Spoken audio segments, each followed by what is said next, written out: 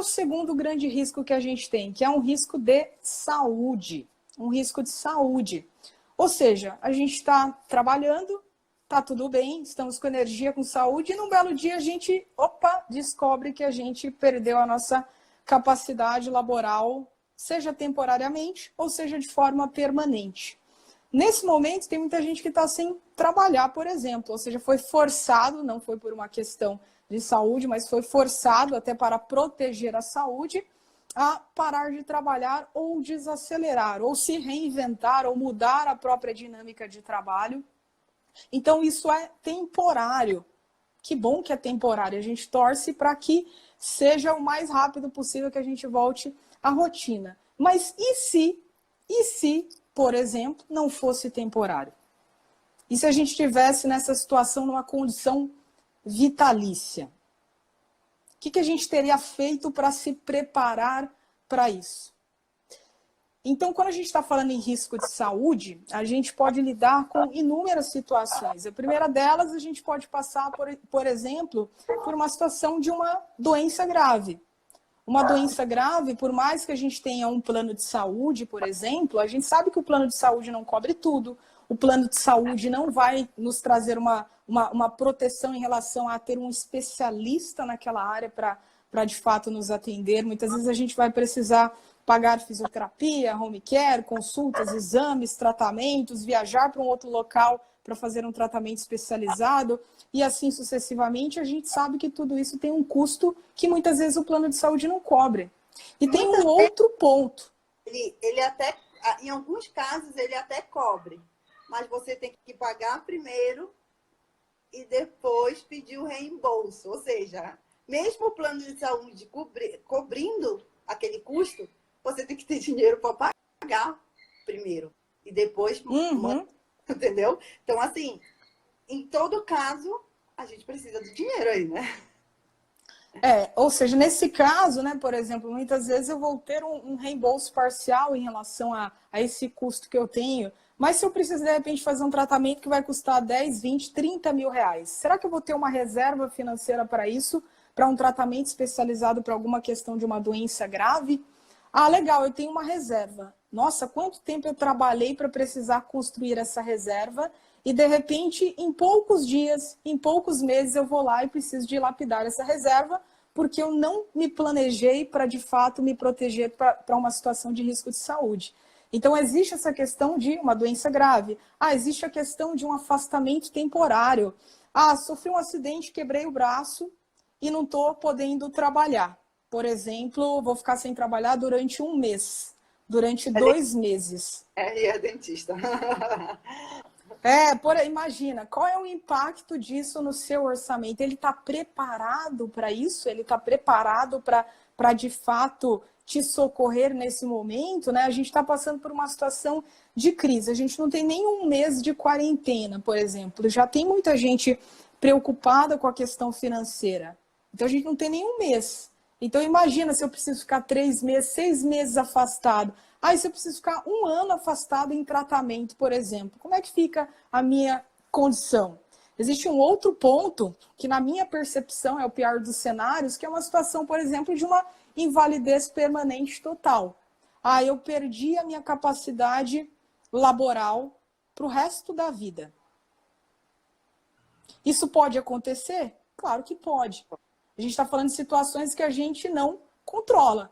Da mesma forma, eu não consigo prever que ia acontecer essa crise desse jeito, nesse momento, com esse impacto. Como é que eu me preparo para isso? Eu focando naquilo que eu posso controlar, que é a gestão, planejamento das minhas finanças. Ah, eu consigo prever se eu vou passar por uma situação de uma invalidez permanente total? Infelizmente, não consigo. Então, como é que eu me planejo para isso? Eu vou fazer um planejamento de proteção, vou dimensionar as coberturas que eu preciso e vou contratar um bom seguro de vida que vai me proteger diante de uma situação dessa, caso ocorra. Ah, não aconteceu? Maravilha, amém, que assim seja. Então, pelo menos ao longo da vida eu estive tranquilo. E se acontecesse, eu estaria preparado para lidar com aquilo da melhor maneira possível, né? Claro que a gente nunca consegue resolver de uma forma ideal, fantástica, a vida sempre é impactada, mas a gente consegue minimizar o impacto disso caso aconteça e trazer as condições mínimas essenciais para que possamos dar continuidade na nossa vida. Muitas vezes se a gente não tem esse planejamento, além de depender do auxílio de alguém, do suporte emocional, do suporte no dia a dia, a gente vai depender do suporte financeiro.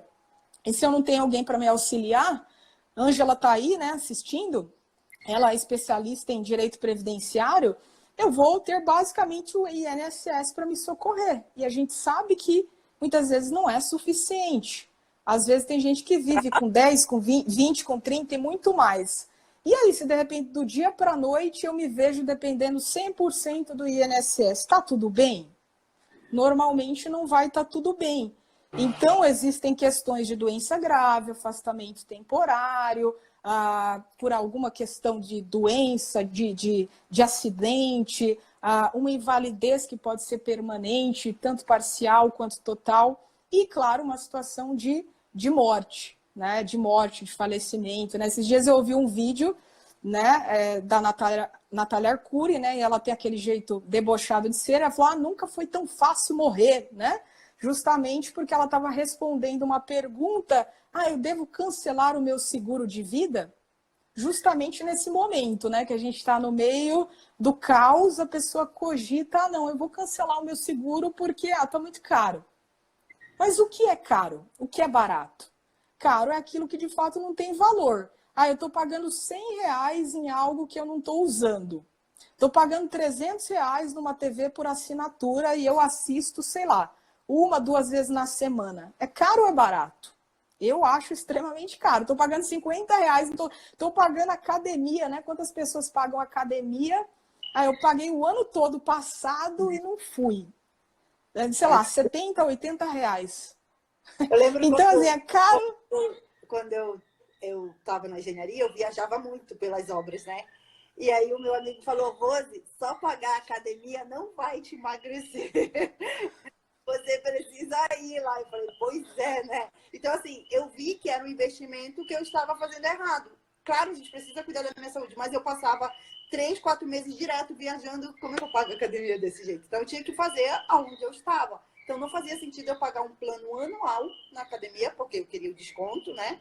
Se eu não usava nem 3 meses, o ano inteiro, entendeu? Então, assim, não faz sentido esse tipo de investimento que quando você paga e você não usa. A Ângela falou aqui que o INSS só paga até o teto, né? Que no caso é 6.100. E 100, isso, 6.100. Eu não conheço, vou ser sincera, eu já vi gente que pagava o teto para receber, né? E nunca recebeu. Então, assim, eu não conheço ninguém que recebe esse teto, né? Então, ainda tem isso. Além, por exemplo, se o seu padrão de vida, seu custo de vida é 10, 15 mil reais, você vai cair para 6 e ainda corre o risco de não ser esses 6, né? Porque tem muita gente. Exatamente. Então, nesse cenário agora, muita gente pode entrar, né, com um pedido. E aí, o governo consegue manter todo mundo com 6 mil reais? Né? É difícil receber esse valor mesmo. Ó, já. Então, assim, é uma coisa que você já tem que ficar, é um dinheiro que você tem direito, mas não é garantido que você vai receber o valor total, né? Você pode receber 1, 2, no máximo 3 salários, mais um teto, pelo a quantidade de pessoas que podem ficar doente agora, não vai acontecer isso, né? Então, assim, a gente tem que se precaver desse cenário, né? De perder a nossa capacidade laboral, de trabalhar, né? E montar, né? Fernanda, dica aí, agora tu que vai dar dica aí. Exatamente, ou seja, também não adianta, né, Rose? E como é que Fala, desculpa. A gente falou do risco, né? Porque o plano de saúde, ele te protege no atendimento. Ele não te protege da tua perda de capacidade laboral, né? Da tua falta de condição ali, vai ter que ser aposentado por invalidez. O plano de saúde, ele não vai te proteger disso. Ele te protege no atendimento médico, né? E de Exatamente. laboratório. E qual é a tua dica aí, Fernanda, para A gente proteger as pessoas. Exatamente. Ou mesmo numa situação de afastamento temporário, precisei ficar um tempo sem trabalhar, né? O plano de saúde não vai me pagar ali uma diária, não vai me pagar meu salário, não vai pagar minhas contas, os boletos vão continuar chegando. Então eu tenho que me proteger para isso, justamente para que eu possa estar preparado e diante de uma situação de abalo da saúde, seja temporária, seja permanente, né, de agravo de saúde, de risco, a gente tem condição de passar por isso, de lidar com essa situação da melhor maneira possível. E para isso existem duas etapas. Primeiro, o entendimento da realidade, das necessidades de cada um, né? Cada um tem um contexto individual, cada um tem uma necessidade de renda, cada um tem uma necessidade de gasto, que a gente chama de um dia a dia básico, ou seja, quais são os gastos essenciais que você quer garantir num planejamento de proteção. Quais são as necessidades de cobertura? Eu não tenho dependente, talvez não tenha um patrimônio robusto acumulado, então talvez eu não precise de uma proteção em caso de morte, que é a quarta questão, né? Ou seja, uma questão de uma morte prematura, é uma quarta possibilidade para a qual a gente, de fato, faz um planejamento de proteção financeira. Então, eu preciso entender as necessidades de proteção que eu tenho, desenhar um planejamento apropriado para isso, ou seja, qual é o capital segurado que eu preciso para uma proteção por invalidez? Qual é o capital segurado que eu preciso em caso de morte? Será que eu preciso dessa ou daquela proteção?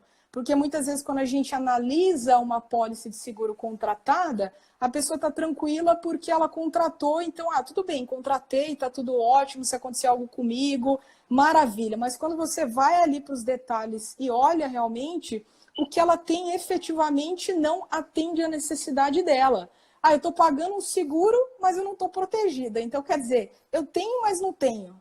Né? Então, não adianta. O ideal é, primeiro, tenho já um planejamento que foi feito para mim. Legal, dá para revisar isso e realmente verificar. Será que atende a sua necessidade? Não tenho. Então, o primeiro passo é desenhar esse planejamento que atenda a sua necessidade hoje e aí sim pesquisar as soluções no mercado que tragam o melhor custo-benefício para atender aquela solução, né? Então, isso é fundamental para que estejamos mais amparados diante de alguma situação de risco de saúde, né?